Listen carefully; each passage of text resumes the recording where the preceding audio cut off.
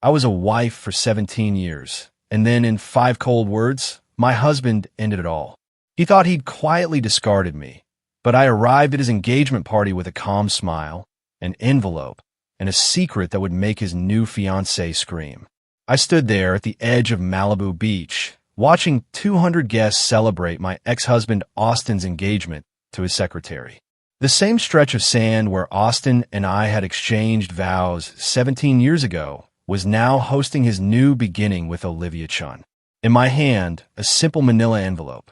Inside, a copy of William's will, Austin's father, a document Austin had never bothered to read. A clause within it would cost him $23 million. He just didn't know it yet. I adjusted my sunglasses, the gentle ocean breeze a stark contrast to the storm brewing inside me. My heels sank slightly into the warm sand with each deliberate, measured step toward the white pavilions. But to truly understand how I got here, standing on this beach with the power to unravel Austin's meticulously built world, I need to take you back a little. 3 months before that day, before the divorce papers landed, before I even knew Olivia existed, I was still playing the role Austin had crafted for me, the perfect corporate wife. Our lives, it felt, operated on invisible schedules I'd memorized like scripture. Thursday evenings meant salmon dinner at exactly 7:30 p.m. Austin would walk through the door at 7:15, giving himself just enough time to change, scan his emails, and then, finally, sit at the table. That particular Thursday, though, was different. It was the last one we'd share as a married couple, though I didn't know it then. I noticed his new cologne before I heard his footsteps. For 15 years, he'd worn the same woody scent I'd bought him.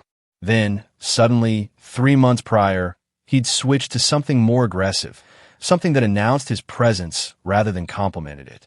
"Smells good," he said about the dinner, already scrolling through his phone. A text made him smile slightly before he caught himself, his face snapping back to its usual mask of professional indifference. I'd spent the entire afternoon preparing for the Harrison Foundation Gala, our law firm's premier charity event. 3 hours on the phone with vendors, 2 more revising the seating chart to keep competing partners separated, 40 minutes memorizing the names of new associate spouses and their children. Austin, of course, would show up at the last minute, deliver a speech I'd helped him write, and accept all the praise for an event he'd barely given a second thought. "Did you remember that Susan Harrison's daughter just got into medical school?" I asked, placing his water glass exactly 2 inches from his plate, just the way he preferred. He responded, not looking up from his screen. 6 months earlier, he would have made a mental note, would have asked which medical school, would have prepared a congratulations for when he saw Susan. These carefully maintained relationships had been the cornerstone of his rise from junior associate to senior partner. Now, they seemed beneath his notice. The warning signs, you see, had started subtly, like tiny cracks in a perfectly painted wall. First came the gym membership. Austin had spent our entire marriage mocking men who wasted billable hours exercising. Then, suddenly, he was leaving the house at 5:30 a.m. for workouts, hiring a 28-year-old personal trainer named Brad who texted him motivational quotes that made him smile at his phone. His suits grew tighter across the shoulders. He started checking his reflection in every window we passed. Then came the business trips that didn't quite align with his cases. The receipt from Lou Bernardine that fell from his pocket when he'd supposedly been at a partners meeting. The unexplained charges at jewelry stores on our credit card statement. Each piece of evidence felt like finding a single puzzle piece without any idea what picture it belonged to. It was like living in a constant state of low-grade anxiety, knowing something was wrong but having no proof. William, Austin's father, actually noticed before I did. We developed an unexpected, quiet friendship over the years, born from Austin's neglect of both of us. It started when Austin forgot our anniversary lunch, leaving me sitting alone at a restaurant for an hour. William had walked in for his own meeting, saw me there, and his face crumbled with recognition and, I think, a deep shame for his son. "Let me at least buy you lunch," he'd said, sliding into Austin's empty chair. That lunch, meant to be a one-off gesture, turned into coffee the following week. Then, regular Thursday meetings at a quiet cafe near his office. William was everything Austin wasn't. Attentive, warm, genuinely interested in my thoughts rather than just my ability to organize his life. He told me stories about Austin's mother, Eleanor, how she'd sacrificed so much for an ambitious man, how he'd realized too late what she'd given up for his success. Eleanor would have loved you. William told me one Thursday, just 3 weeks before Austin asked for the divorce. She would have seen what I see, a woman giving everything to a man who doesn't deserve it. I'd laughed it off then, uncomfortable with the implied criticism of Austin. Marriage is about compromise, I'd said, the words tasting false even as I spoke them. No, William had replied firmly. Marriage is about partnership. What you have is servitude dressed up in designer clothes. Those designer clothes, by the way, were another sign. Austin had suddenly decided my wardrobe needed updating, not for me, but for how I reflected on him. Out went the comfortable, classic pieces I'd worn for years. In came structured dresses and uncomfortable heels that he said made me look more like a senior partner's wife should look. The Morrison cocktail party is Thursday. Austin announced that final morning, not asking if I was free, just assuming I'd rearrange my entire life. I have book club Thursday, I said, testing him. He looked at me, then really looked at me for the first time in months. His expression was one of mild irritation mixed with surprise, as if the furniture had suddenly spoken. Cancel it, he said simply. This is important. Everything Austin did was important. Every meeting, every dinner, every golf game that might lead to a new client. My book club, my friends, my interests, these are just obstacles to be managed, not priorities to be considered.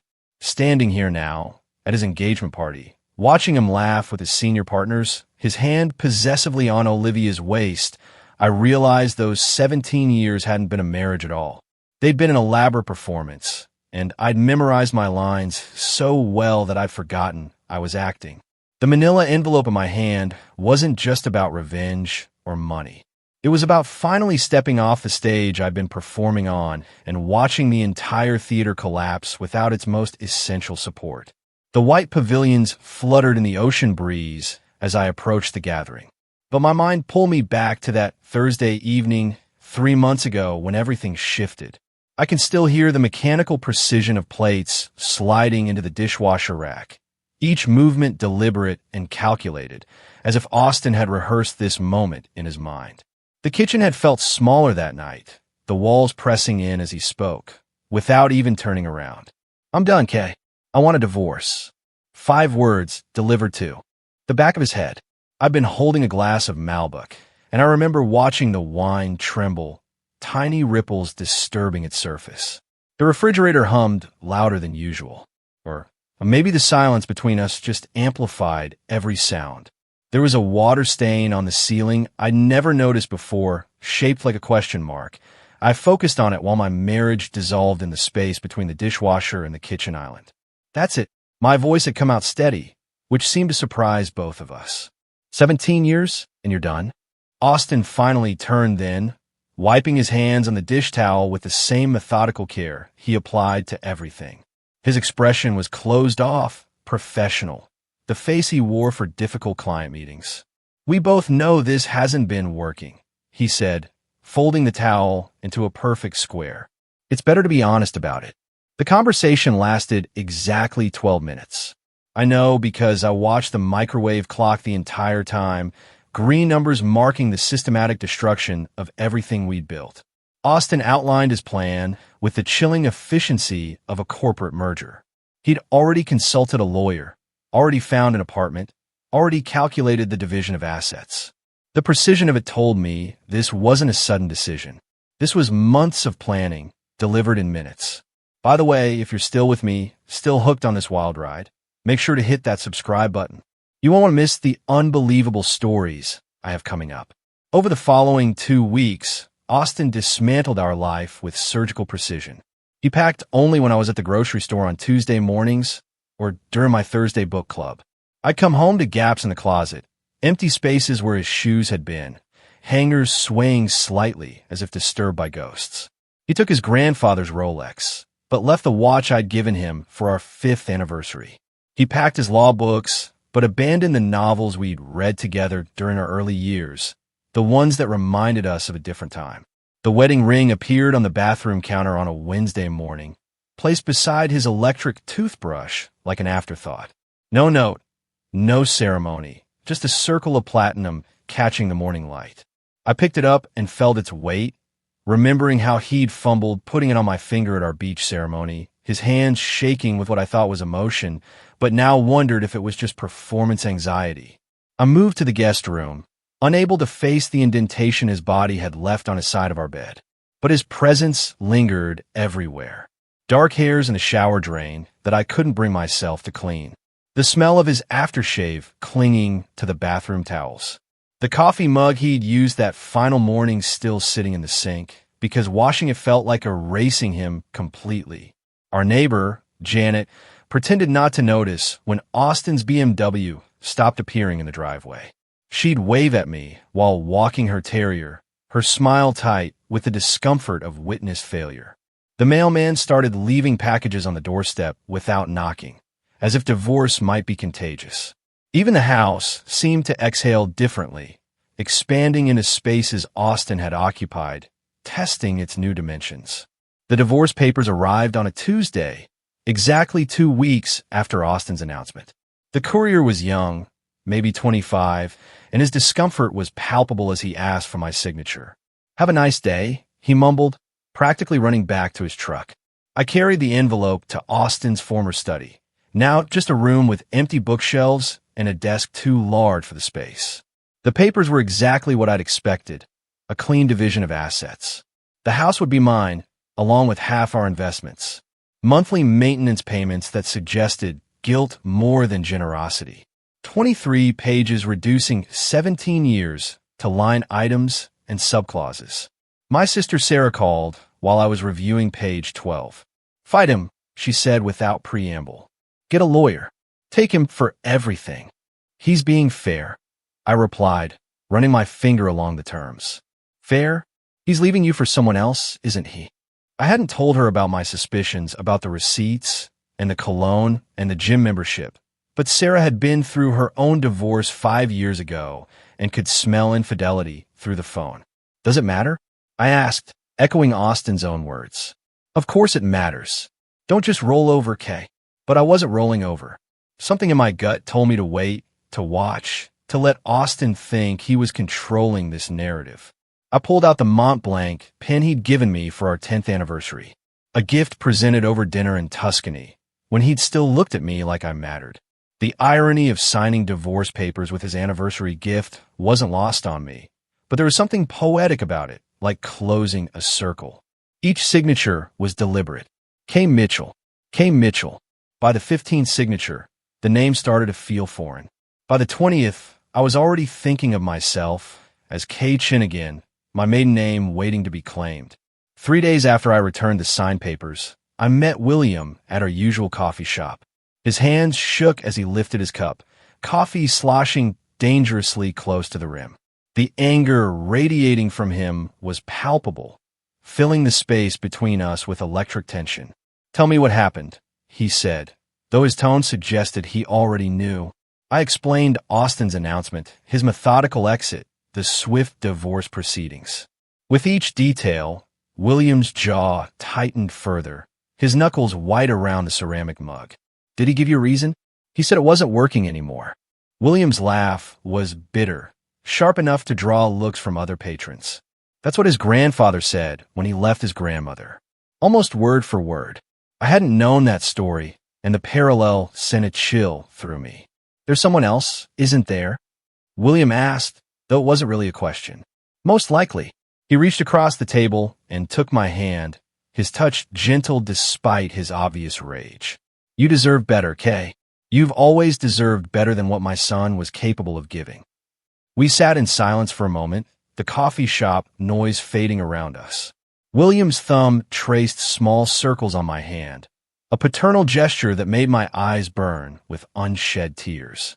"I failed him somehow," William said quietly. "Failed to teach him what really matters. Eleanor would be devastated to see what he's become."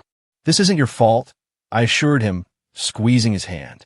But William's expression suggested he knew something I didn't, carried some knowledge about his son that went deeper than a failed marriage. Looking back now, standing at this engagement party with his will in my hands, I understood that William had already been planning his own form of justice. William's words hung in the air of the coffee shop as we parted ways that afternoon.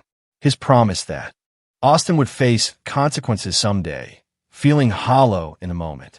I drove home through streets that seemed unchanged despite my world having shifted completely. The house waited for me, still filled with Austin's choices, his aesthetic, his need for everything to appear perfect from the outside. The next morning, I stood in the living room with a cup of coffee, really seeing the space for the first time in years.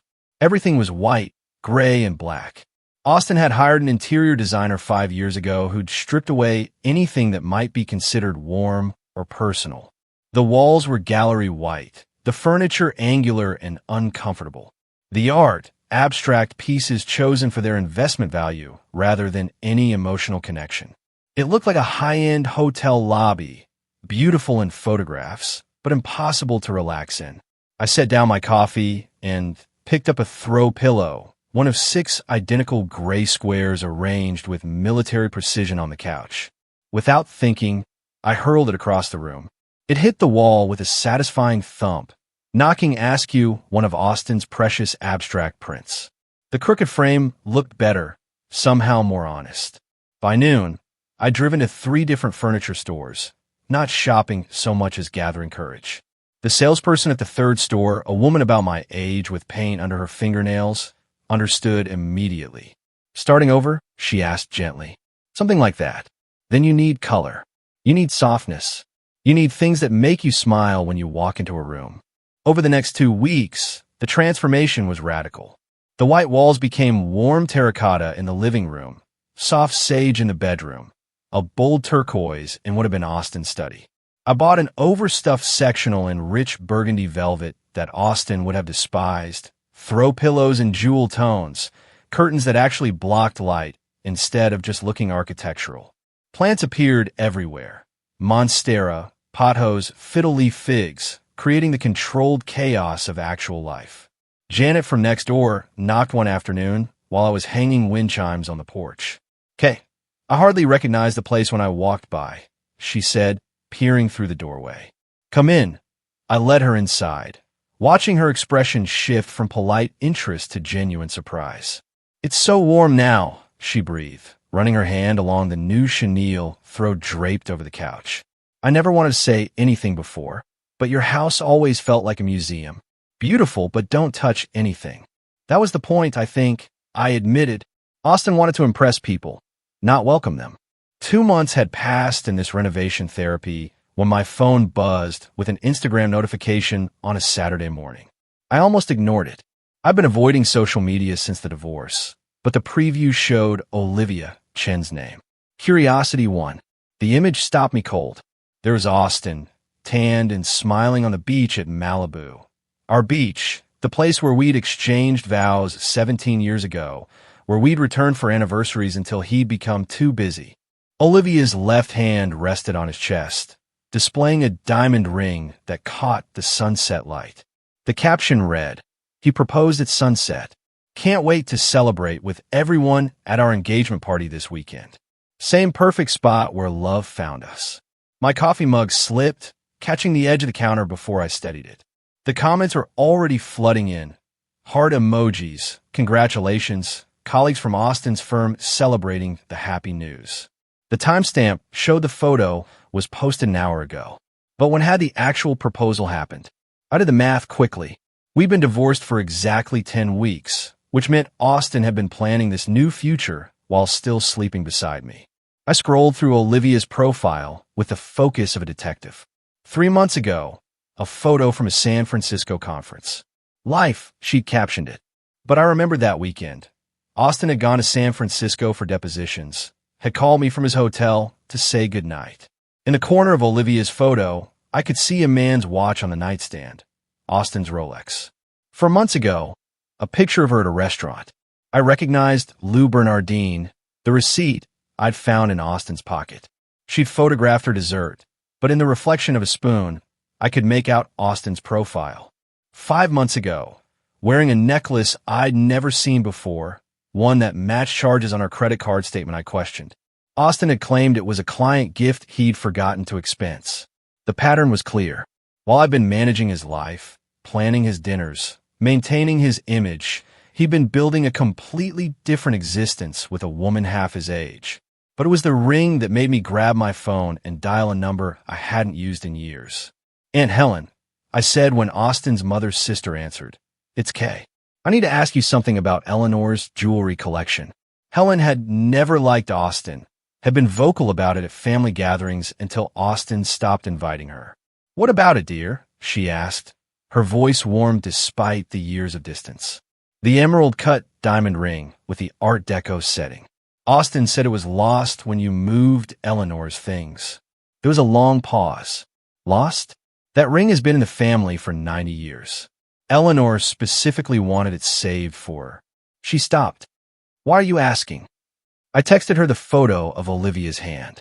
The silence stretched so long, I thought we'd been disconnected. "That's it," Helen said, her voice shaking with anger. "That's Eleanor's mother's ring. Austin told me he was having it reset for your anniversary.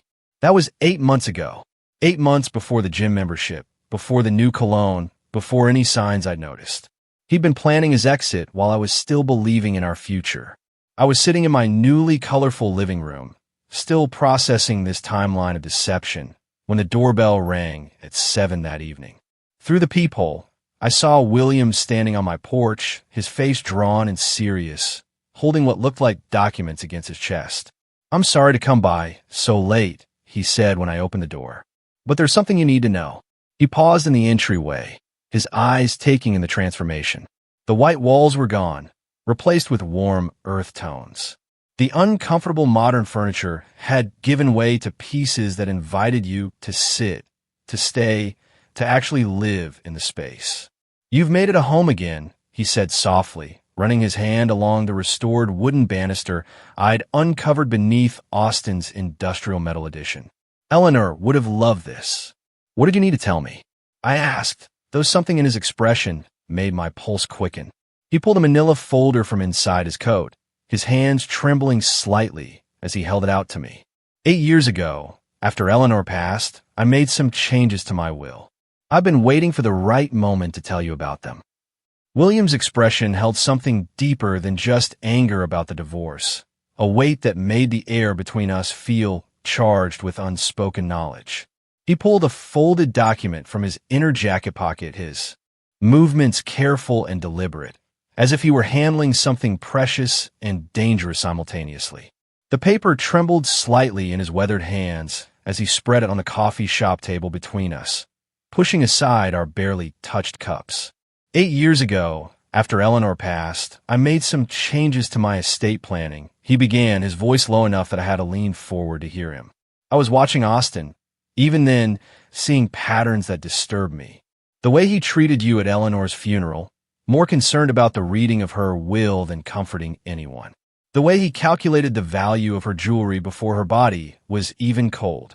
The highlighted section seemed to pulse on the page, yellow marker bleeding through the legal text. William's finger, steady despite his earlier shaking, pointed to a paragraph dense with terminology. I read it once, the words sliding past without meaning. My brain refused to process what seemed impossible. The second reading made my breath catch. By the third, my hands were gripping the edge of the table hard enough to leave marks. In the event that my son, Austin James Mitchell, initiates divorce proceedings against his spouse, Kay-Chin Mitchell, without documented evidence of adultery on her part, all inheritance rights shall be forfeit. The language continued, outlining specifics, but that first sentence contained everything that mattered. "This can't be legal," I whispered, looking up at William's grim face. My estate attorney spent 3 months making sure it was ironclad. Every word chosen specifically, every loophole closed. William's satisfaction was bitter, tinged with the sadness of a father who'd felt the need to protect me from his own son. The clause only applies if Austin initiates the divorce. If you had filed, or if he could prove infidelity, the inheritance would remain intact. My mind raced, calculating dates and timelines. Austin had filed for divorce exactly 2 weeks after his announcement. His name on every document as the petitioner. No mention of adultery, no accusations of misconduct, just irreconcilable differences and a swift division of existing assets. He'd been in such a hurry to move forward with Olivia that he'd never considered there might be consequences beyond our current bank accounts. How much are we talking about? I asked, though part of me already knew it would be substantial. William had built his investment firm from nothing, had patents from his engineering days, owned properties across California. The current valuation is approximately $23 million, William said, his tone matter-of-fact despite the astronomical figure. That includes the investment portfolio at around $15 million, the commercial properties in downtown Los Angeles worth $6 million, the family business shares, and various other assets, including Eleanor's art collection. $23 million. The number felt abstract, impossible. Austin had grown up expecting this fortune, had built his entire life around the certainty of inheriting his father's empire. Every career move, every calculated relationship, every sacrifice he demanded from me had been in service of maintaining his position as sole heir. He's never read it, William continued, a note of disgust creeping into his voice. I've asked him multiple times over the years to review the estate documents, to understand his responsibilities. He always brushed it off, said he trusted me to handle things fairly. What he meant was he assumed everything would automatically flow to him. My phone buzzed on the table. An Instagram notification. Olivia Chin had tagged Austin in another post. This time, a photo of wedding venues. The caption read, "Narrowing down our dream location. Can't wait to start our perfect life together." The casual cruelty of it, the public display of their relationship while our divorce ink was barely dry, made my stomach turn. William saw my screen, and his jaw clenched. The engagement party is this Saturday at Malibu Beach. She sent me an invitation. Can you believe that? To the same beach where you and Austin married. The poetic cruelty of it was breathtaking. Austin proposing to his secretary at the site of our vows, erasing 17 years with a new promise in the same sand where we'd stood barefoot and full of hope. But now, with this document between us, the location took on new meaning. It would be the place where Austin's carefully constructed future would collapse. I should be there, I said slowly, the plan forming even as I spoke, to deliver this information. William's eyes gleamed with something between pride and vengeance. I was hoping you'd say that. I could do it myself, but coming from you, with all those witnesses present, the impact would be devastating. We spent the next hour strategizing, our coffee growing cold as we mapped out the approach. William would have his attorney prepare official documentation, properly notarized and sealed. I would arrive during the party, not before when I might be turned away, not after when the moment would be lost. William offered to accompany me, to stand beside me as I delivered the news, but I declined. This is something I need to do alone, I explained, and he understood. This wasn't about requiring support or protection. This was about standing on my own feet and watching Austin realize that the docile wife he discarded held the power to dismantle everything. That evening, I stood before my closet, selecting each piece of my outfit with military precision. The white sundress that moved like water, suggesting grace rather than grief. Austin had always preferred me in dark colors, professional blacks, and grays that wouldn't draw attention from him. The flowing white fabric would make me impossible to ignore. My mother's gold jewelry came out of storage, pieces Austin had deemed too ethnic, too traditional for his corporate world. The delicate chains and intricate earrings caught the light, each piece a connection to the heritage he'd asked me to minimize. The oversized sunglasses weren't just for mystery, but for control. Whatever emotions I might feel walking onto that beach, they would remain hidden behind designer frames. I practiced in front of the mirror, not just my walk, but my entire demeanor. The slight smile that suggested confidence without aggression. The way I would hold the envelope, casual but visible. The tone I would use, pleasant and calm, as if discussing the weather rather than destruction. This would be the performance of my lifetime. 17 years of playing Austin's perfect wife transformed into one moment of perfect justice. William called that night to confirm everything was arranged. The attorney will have the official letters ready for Monday delivery to Austin's office, he said. But your appearance at the party, that's what will make this memorable. As I hung up, I thought about the Austin I'd fallen in love with 20 years ago. The ambitious law student who'd promised me partnership, not servitude. Somewhere between his first promotion and his father's growing fortune. That person had disappeared, replaced by someone who saw people as assets to be managed or discarded. Saturday wouldn't just be about revealing the will's clause.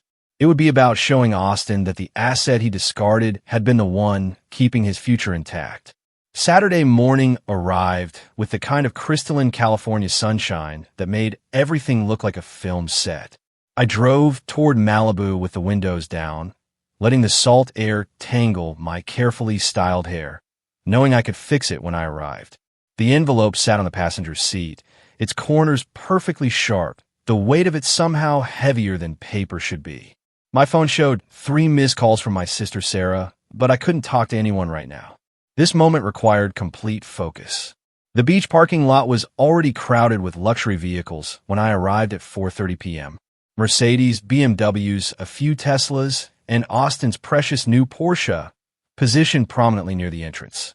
I parked my modest Honda between a Range Rover and an Audi, remembering how Austin used to complain about my car not fitting his image. Today, that simplicity felt like strength. The transformation of the beach was remarkable in its extravagance.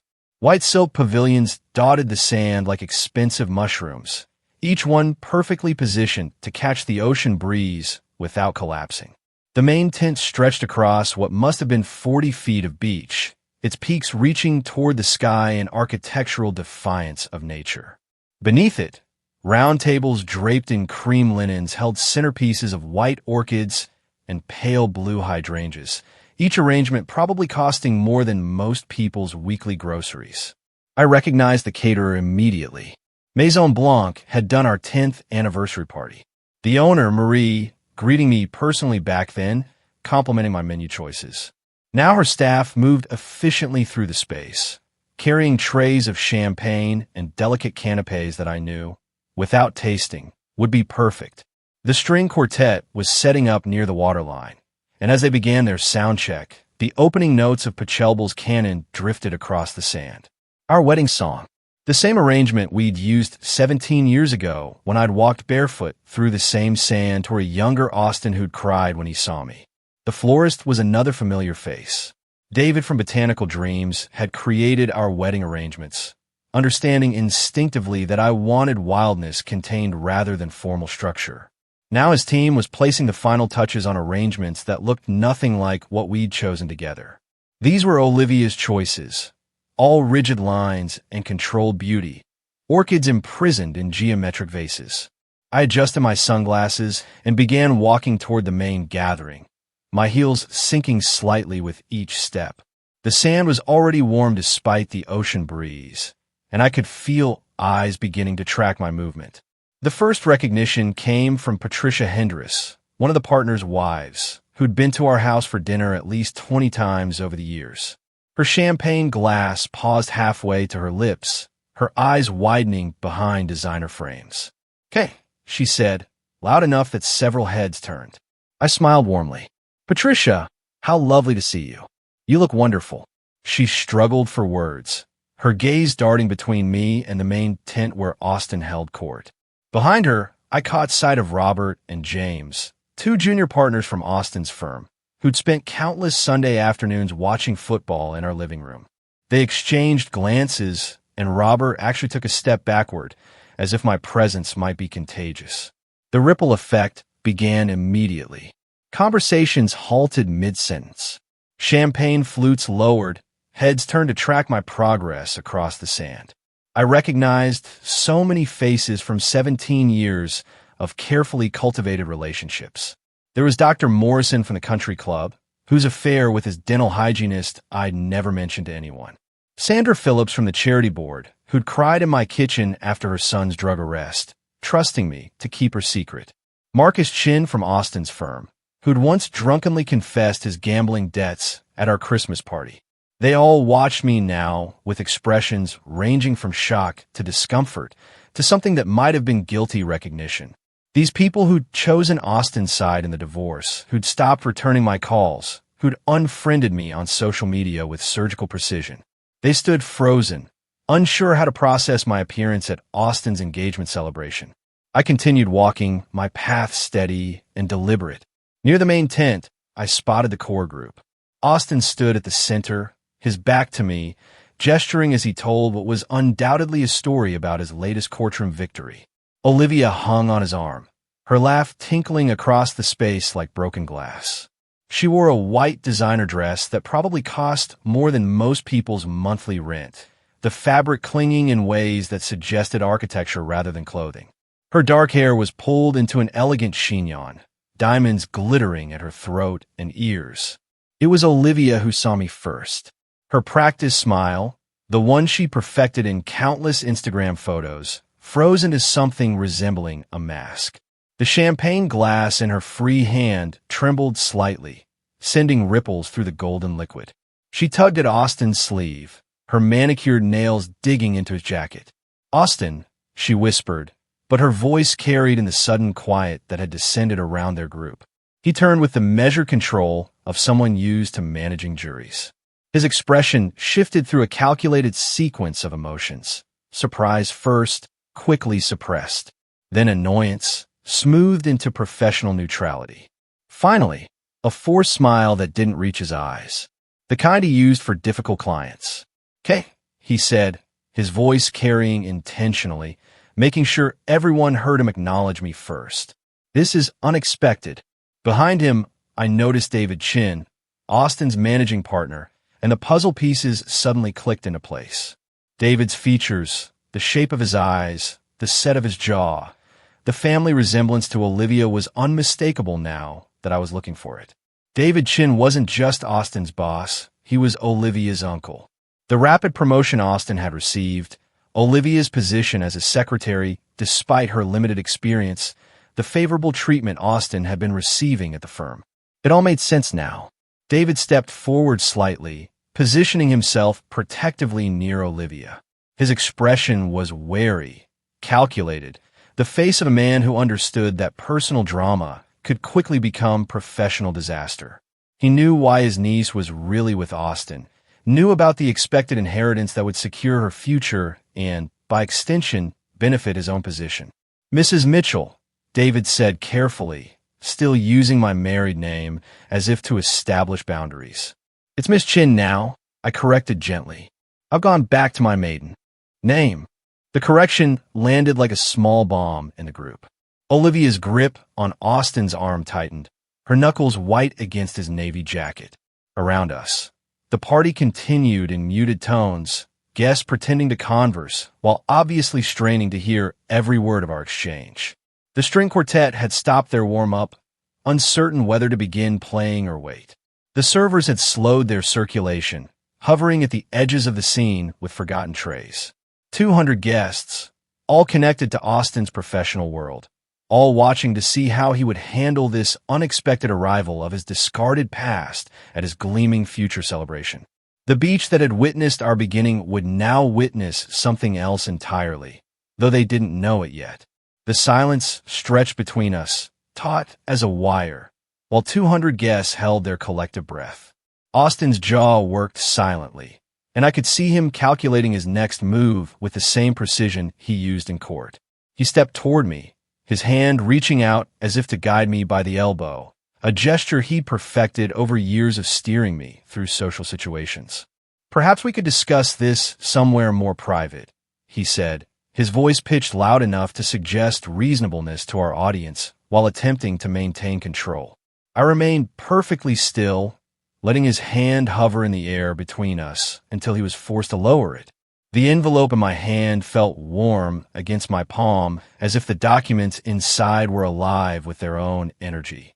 "Oh, I won't take much of your time," I said, my voice pleasant and clear, carrying across the beach with the same projection I'd learned hosting his corporate events. "I just wanted to deliver something in person. It seemed appropriate given the setting." Austin's eyes narrowed slightly, but his professional smile remained fixed. Behind him, David Chin shifted his weight, his business instincts clearly warning him that something significant was about to unfold.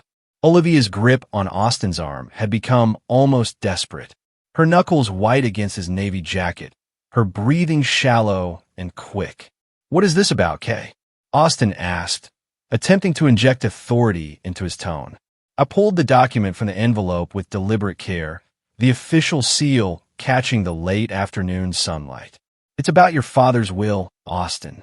Specifically, the moral clause he added 8 years ago." The words landed like stones dropped into still water, ripples of shock spreading through the assembled crowd. Several phones appeared in hands, held at angles that suggested recording rather than checking messages.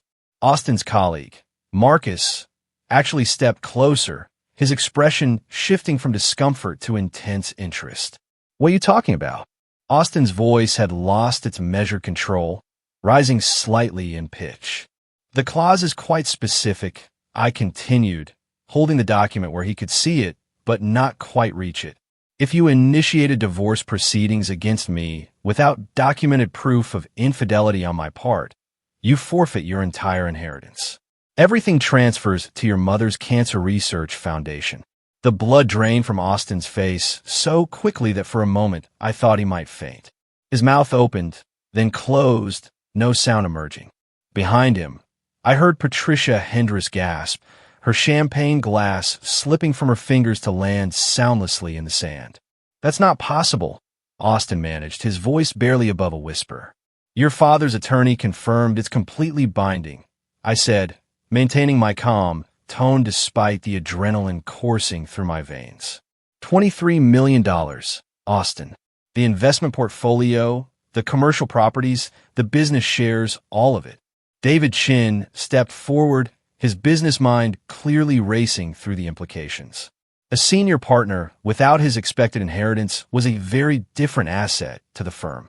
His movement seemed to break Olivia from her frozen state. She lunged forward, snatching the document from my hand with such force that one of her acrylic nails caught it. Her eyes moved frantically across the page, her lips moving silently as she read. The designer dress that had looked so elegant moments before now seemed to constrict her breathing, her chest rising and falling rapidly as she processed the legal language. "This is fake," she said, her voice high and desperate. "This has to be fake. Tell them it's fake, Austin." But Austin stood frozen, his legal mind undoubtedly recognizing the authentic formatting, the official seals, the language that matched his father's attorney style. His silence was more damning than any confession could have been. Olivia's eyes darted between the document and Austin's ashen face, searching for denial that wouldn't come. She stumbled backward, her designer heel catching in the sand and snapping with an audible crack. She kicked off both shoes violently, standing barefoot in the sand, the document crumpling in her clenched fist. "You told me," she began, her voice rising with each word. "You promised me that everything was yours. The fortune, the properties, the future you sold me on." "Olivia, please." Austin reached for her, but she jerked away, nearly colliding with a server carrying a tray of champagne. $23 million. She was screaming now, all pretense of elegance abandoned. "You let me plan a life, a future based on money you don't even have."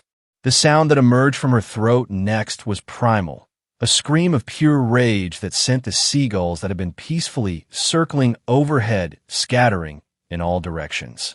Guests stumbled backward, creating an expanding circle around us, their faces masks of shock and barely concealed fascination. Someone's champagne glass shattered against a rock. The sound sharpened the aftermath of Olivia's scream. "You lied to me." She threw the crumpled document at Austin's chest where it bounced off and landed in the sand between them. "Everything was contingent on that money. My uncle vouched for you because of your inheritance." David Chin's face had turned an alarming shade of purple, his professional reputation now tangled in this spectacular public humiliation. He moved toward his niece, perhaps to quiet her, but she rounded on him with equal fury. "You knew. she accused, pointing a shaking finger at him. You had to have known something was wrong. You did the background checks. When Austin joined the firm, the revelations sent another ripple through the crowd. Background checks that had missed a $23 million contingency. The other partners from Austin's firm exchanged meaningful glances, their faith in David's judgment visibly crumbling. Austin finally found his voice, reaching for Olivia again. We can talk about this. There might be ways to contest. Contest, Olivia laughed, but the sound was hollow, bitter. With what money? He just became worthless to me, to the firm, to everyone here. She grabbed her purse from a nearby table, knocking over a centerpiece in the process. Water and orchids spilled across the white linen, creating a spreading stain that looked like surrender. The string quartet had long since stopped playing, their instruments held uselessly as they watched the drama unfold. The caterers stood frozen with their trays, unsure whether to continue service or retreat entirely. The notification from William's attorney will arrive at your office Monday morning, I said into the chaos, my voice cutting through the murmurs and gasps. I thought you deserved to hear it first, considering the circumstances. Austin turned to me, then, his eyes holding a mix of rage and something that might have been grudging respect. He'd been outmaneuvered, not by aggressive tactics or legal warfare, but by his own arrogance and assumptions. The paradise he'd built with Olivia on this beach that held our history had crumbled in less than 5 minutes. Around us, the perfect engagement party continued its collapse. Olivia was stumbling toward the parking lot, her uncle hurrying after her, their raised voices carrying back on the ocean breeze. Guests were already pulling out phones, not even pretending to be discreet as they texted and called, spreading the news through Los Angeles' legal community like wildfire. Austin stood alone in the center of what had been his triumph, surrounded by the debris of his ambitions. I turned from Austin's frozen figure and began my walk back across the sand, each step deliberate and measured. The white sundress moved around my legs with the ocean breeze, and I could feel the weight of 200 pairs of eyes following my progress. My heels sank deeply into the sand with each step, leaving perfect impressions that the incoming tide would soon erase. But for now, they marked my path away from 17 years of marriage and towards something I couldn't yet name. The crowd parted as I approached, creating a corridor through their expensive clothes and shocked faces. Patricia Hendress reached out as if to touch my arm, then thought better of it, her hand dropping to clutch her pearls instead. Robert from Austin's firm actually nodded at me, a gesture somewhere between respect and acknowledgement, as if he'd just witnessed a masterful closing argument in court. Sandra Phillips mouthed what might have been good for you, though no sound emerged. Behind me, the chaos continued to unfold. I could hear Olivia's voice carrying on the wind, sharp bursts of anger mixed with what sounded like sobbing. Austin's voice rose occasionally, trying to restore order, to manage the situation the way he managed everything else in his life. But some things couldn't be managed, controlled, or negotiated away. Some consequences arrived with the force of natural law. Marcus Chin stepped directly into my path, his expression unreadable. For a moment, I thought he might say something, might try to defend Austin or condemn me for my timing. Instead, he moved aside with something approaching a bow, a gesture of recognition for what I'd just accomplished. As I passed, I heard him murmur to his wife, Austin should have read the will. First rule of law, always read the documents. The sand gave way to pavement as I reached the parking lot, and the solid ground beneath my feet felt like crossing from one world into another. The sounds of the party, the murmuring voices, the distant crash of waves, someone's nervous laughter, began to fade. I could see my Honda ahead, modest and reliable among the luxury vehicles, waiting exactly where I'd left it. My phone buzzed in my purse as I reached the car. I pulled it out to find a message from William, time-stamped just minutes ago. He must have been watching the clock, knowing approximately when I'd deliver the news. The message was characteristically brief. I trust the delivery went smoothly. Dinner Thursday. My treat, as always. The normalcy of it, the casual assumption that our regular dinner would continue despite the bomb I just detonated in his son's life, made me smile for the first time that day. Not a practice smile or a strategic one, but something genuine. I typed back quickly. Wouldn't miss it. Your son now knows what he lost. My hands were perfectly steady as I unlocked the car and slid behind the wheel. No trembling, no delayed shock, no sudden rush of regret or doubt. The strange calm that had carried me through the confrontation remained solid as bedrock. This wasn't the shaky equilibrium of suppressed emotion, but something deeper, more fundamental. The peace that comes from finally fully standing in your own truth. I started the engine and pulled out of the parking space, taking one last look at the beach in my rearview mirror. The white pavilions that had looked so elegant an hour ago now seemed like monuments to Austin's hubris. Temporary structures that would be dismantled by morning, leaving no trace they'd ever existed. The ocean continued its eternal rhythm, unconcerned with the human drama playing out on its shores. This same stretch of sand had witnessed our wedding 17 years ago when I'd walked barefoot through the surf in a simple white dress, believing in forever. The coastal road curved away from the beach, and I followed it past familiar landmarks that felt like mile markers of our relationship.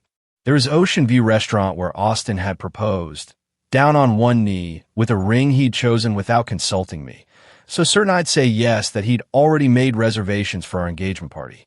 The Seafoam Inn where we'd spent our wedding night, where he'd carried me across the threshold, with promises of partnership and equality that had evaporated like morning mist. Each location I passed felt like shedding another layer of the past, leaving it behind on this stretch of California coastline. The woman who'd driven to the beach an hour ago, carrying an envelope and 17 years of accumulated hurt, wasn't the same one driving away. That woman had been defined by her relationship to Austin, as wife, as support system, as the silent foundation of his success. This woman, the one gripping the steering wheel with steady hands, was just Kay Chin. No suffix required. The highway opened up before me, and I pressed the accelerator, feeling the Honda respond eagerly. There was something profound in this moment that had nothing to do with Austin's financial destruction or Olivia's public humiliation. It wasn't about the money he'd lost or the consequences he'd face Monday morning when William's attorney made everything official. The truth was simpler and more complex simultaneously. Revenge, I realized, wasn't about actively destroying someone. It wasn't about planning their downfall or orchestrating their humiliation. True revenge was simply stepping back and allowing someone's own choices to play out without the safety net they'd taken for granted. Austin had built his new life on a foundation of assumptions, that his inheritance was guaranteed, that I would remain the quiet, accommodating ex-wife, that his father would never hold him accountable for his choices. He'd been wrong on all counts, but the wrongness wasn't my doing. I hadn't created the clause in William's will. I hadn't forced Austin to file for divorce. I hadn't made him chase after his secretary or lie about his secured fortune. All I'd done was deliver information he should have known in a moment when that information would have maximum impact. The rest was simply consequence following cause, as natural and inevitable as waves following the pull of the moon.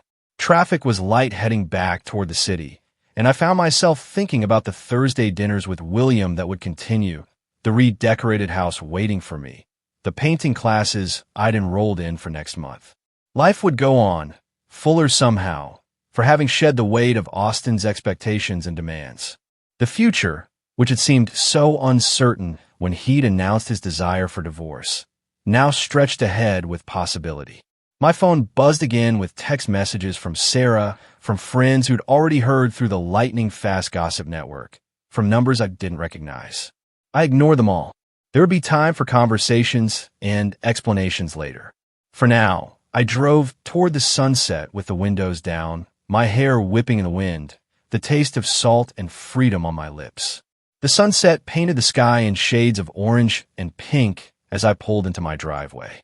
The automatic response of checking my phone finally winning over my desire for continued silence.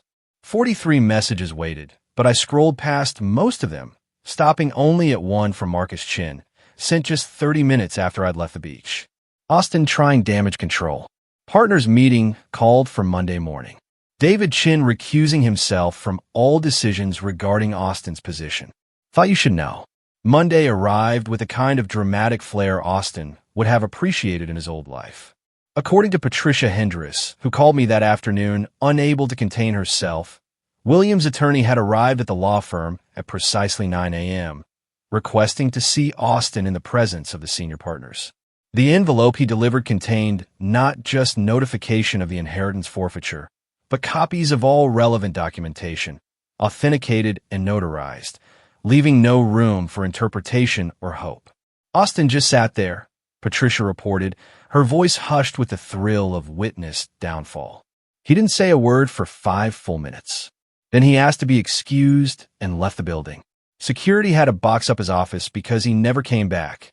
The Cancer Research Foundation that had been Eleanor's passion project released a statement that Tuesday thanking the Mitchell family for their generous contribution, while carefully avoiding any mention of the circumstances.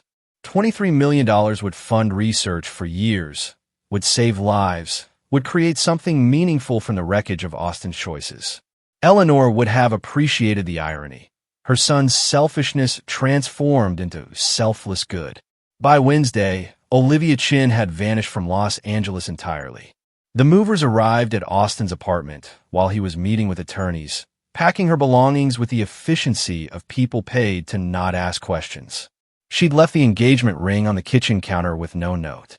The diamond catching morning light through the window, beautiful and worthless now that its promise had evaporated. Her Instagram account disappeared.